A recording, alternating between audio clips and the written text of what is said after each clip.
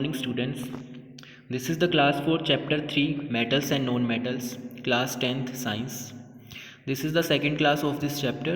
Previously we had live session of this class in which we studied about the physical and chemical properties of metals and non-metals. So you have studied that metals are solids except mercury, hard except lithium, potassium. So all these you have studied. You have to revise them from this file. Metals have high and melting and boiling points, but gallium and cesium have so less melting point that they melt in the palm of the hand. Okay, so these you have studied. You have also studied physical properties of non-metals are almost opposite to those of metals, because non-metals may be in any state. Non-metals are soft except diamond, which is the hardest substance.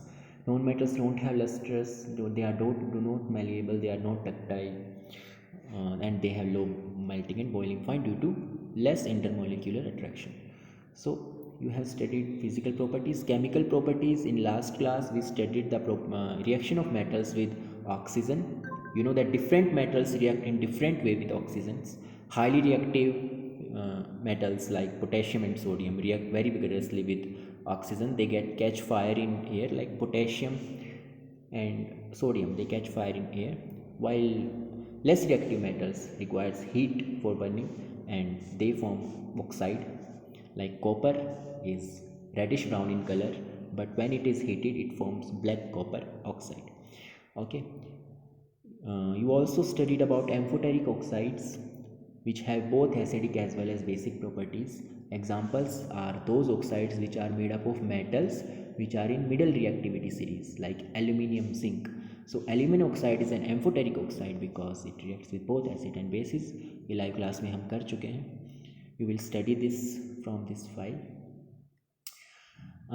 Oxidation has an advantage that some metals are like magnesium, aluminium, zinc, lead forms an oxide layer.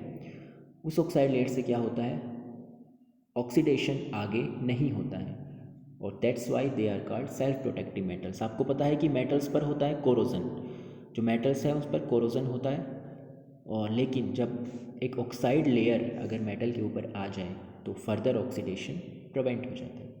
So some metals like magnesium forms an oxide layer over it which prevents further oxidation.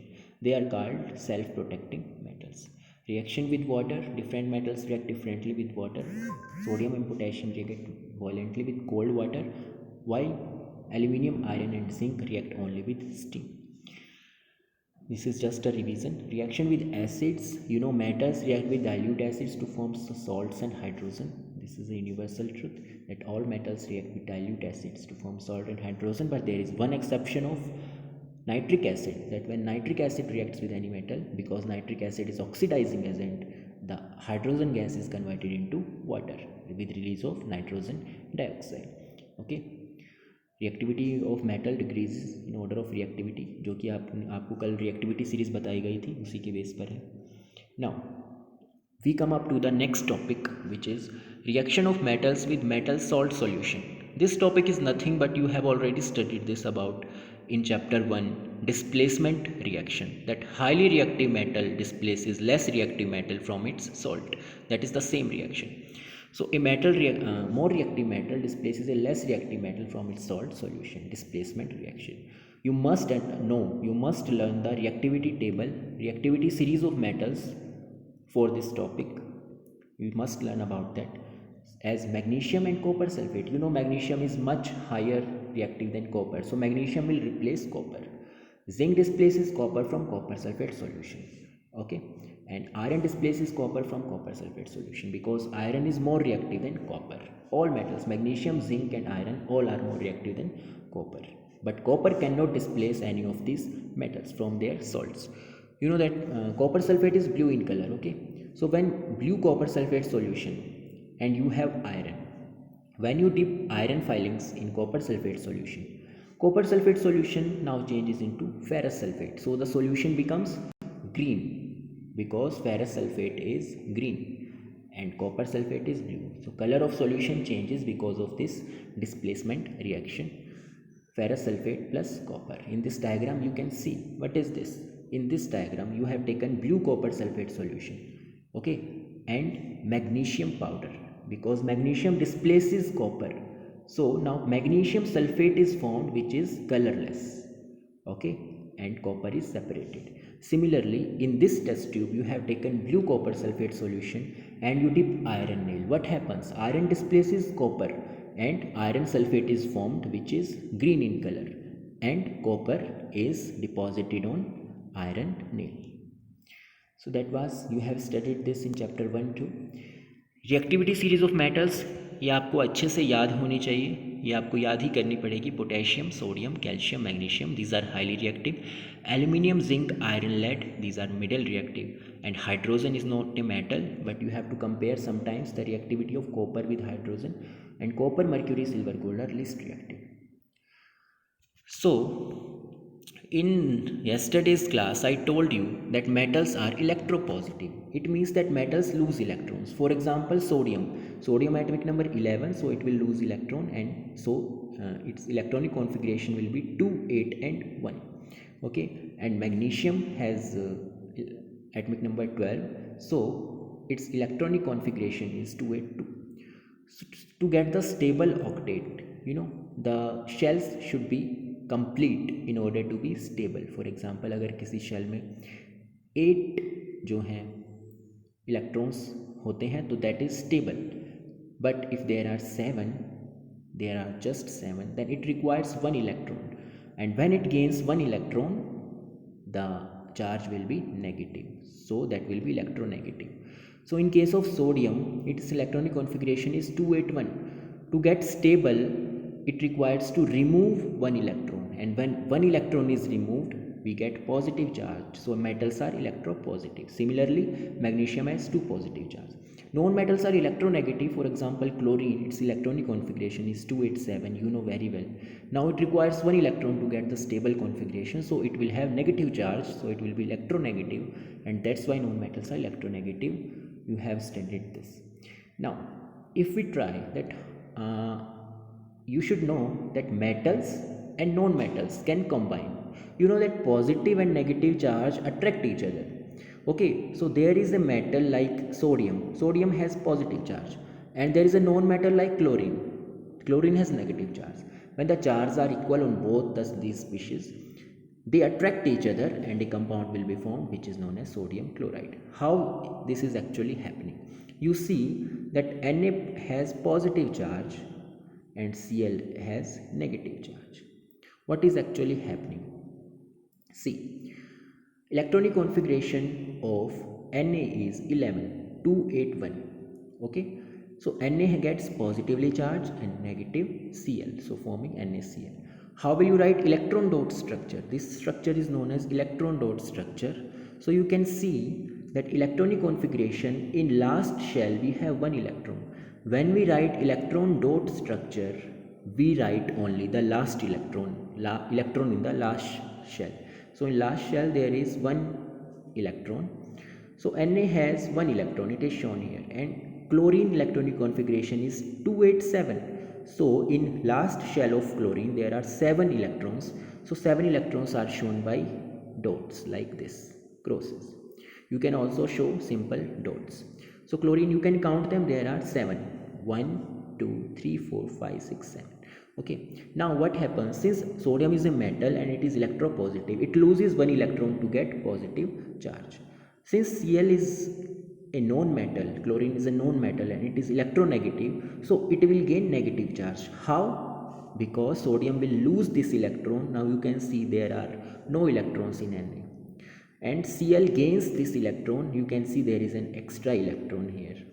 Okay, so Cl gets negatively charged. It means that 1 electron from sodium has been transferred to chlorine, forming Na positive and Cl negative, and that's how sodium chloride is formed. Such compounds are known as ionic compounds. Ionic compounds are those compounds which are formed from oppositely charged ions like Na positive and Cl negative. Alright, so this is an ionic compound. There are other examples too, like magnesium chloride. Magnesium chloride, आप अपनी notebook में try कीजिए कि magnesium chloride ionic compound कैसे बनता है. You know that magnesium has 2 positive charge and chlorine has 1 negative charge.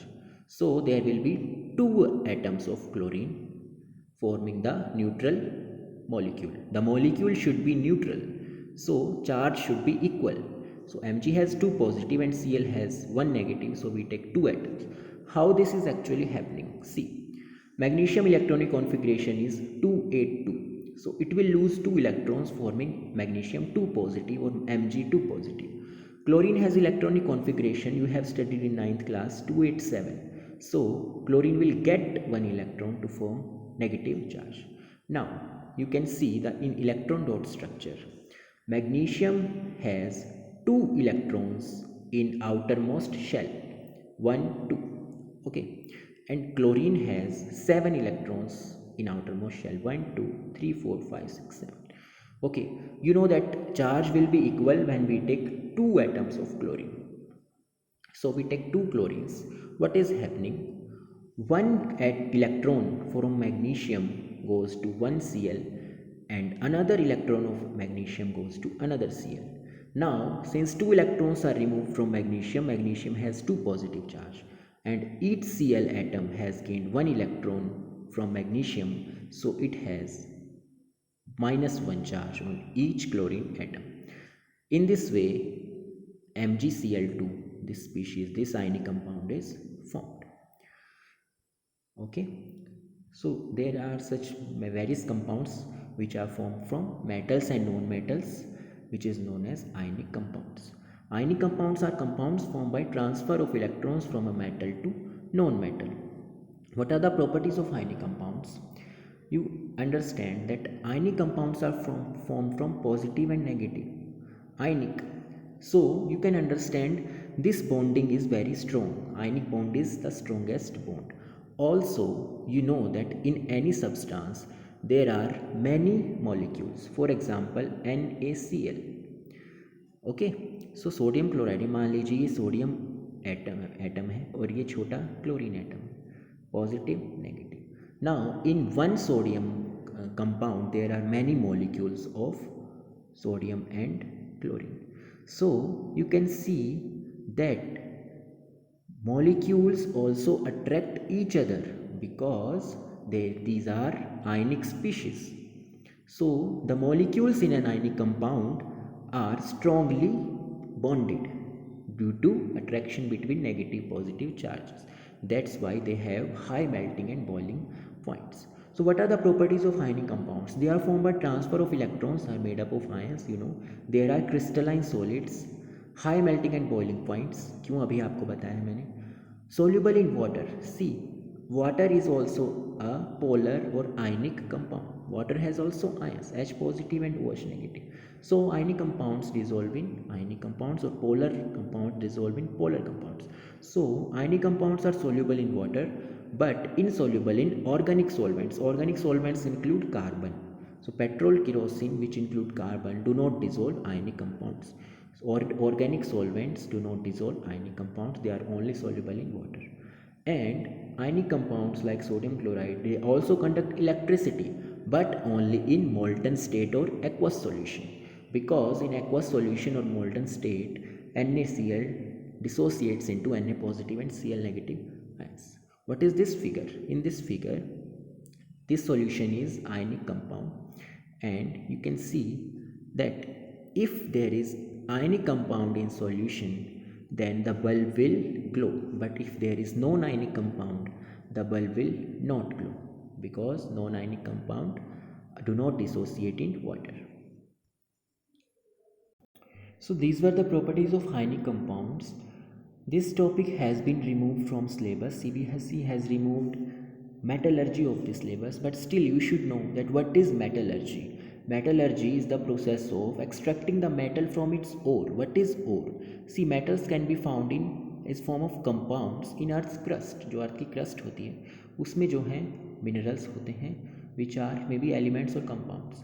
And what are ores? Ores are those minerals from which metals can be extracted profitably. Those minerals from जिसमें से हम metals high amount में निकाल सकते हैं. Those are ores and gangues are the impurities present in the ore. Okay, so metals आपको कहाँ से मिलती है? Metals you get from earth crust. And किस फॉर्म में मिलती हैं? इन फॉर्म ऑफ एलिमेंट्स और compounds. And from those minerals which we get metals are known as ores, and gangues are the impurities present in the ore. Okay, extraction of the metal, there are three steps. First we clean the ore, then we reduce the metal to get the metal, and we refine. For example, if we have zinc carbonate, first we will clean this ore, then remove carbonate from this ore, reduce this, and after that we will refine this zinc. So this topic, since is no more in syllabus, we will just look at the simple concepts of this chapter. Okay, you can study this because knowledge is never wasted, so you can also study this is very interesting topic. In extra time you can do this.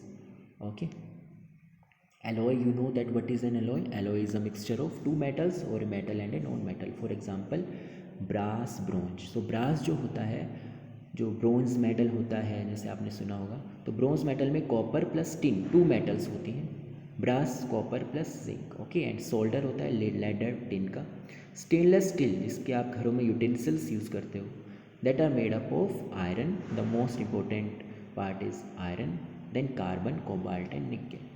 Okay, and steel has iron with carbon. Okay, so this was a very short topic left in this chapter.